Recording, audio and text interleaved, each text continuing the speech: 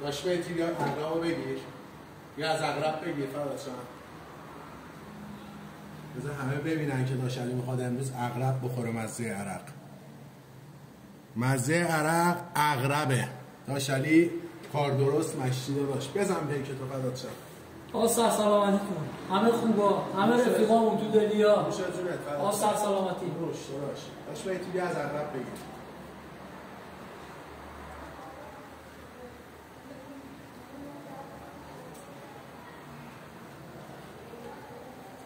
بیاین الان بریز کرده دستت داشت علی. ببین همه دیدن ها. ببین تو فیلم داشت علی.